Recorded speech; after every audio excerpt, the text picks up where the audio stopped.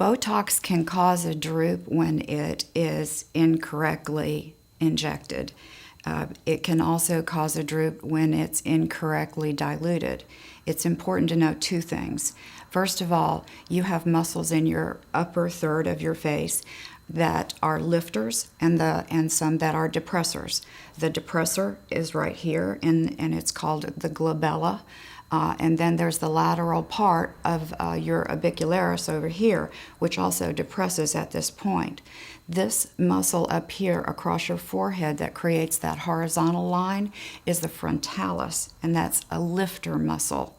So two things can happen. Somebody can inject you and inject too much in this corrugator muscle, and inject too much in the frontalis muscle at the same time, and you can get a droop from that. What ideally you want to do is take this muscle out of play so that it doesn't depress, and when it doesn't depress anymore, it neutralizes and kind of lifts. And then you want to employ this frontalis muscle, which is the lifter, to get the lift, and that's what's known as a chemical brow lift. Particularly if you put a little Botox over to the side, it stops the depression of this lateral hooding, as we call it, and you'll get a lift. Your eyes will be more open. If somebody dumps too much Botox in your upper third of your face, you're going to get a droop. The second part of the answer is that you need to understand that Botox comes freeze-dried. Dysport, all of the botulinum toxins come freeze-dried. They have to be diluted. The question is how much diluent to use.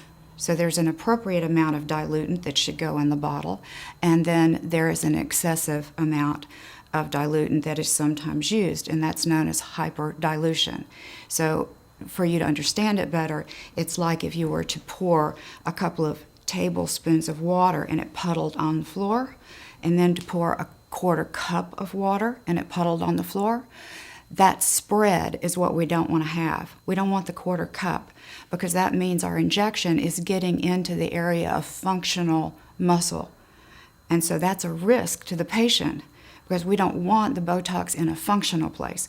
We want the Botox very well controlled in the small puddle area, so that I know when I'm injecting you, my concentration is so concentrated, if you will, that I can predict exactly how far that botulism or botulinum toxin is going to travel.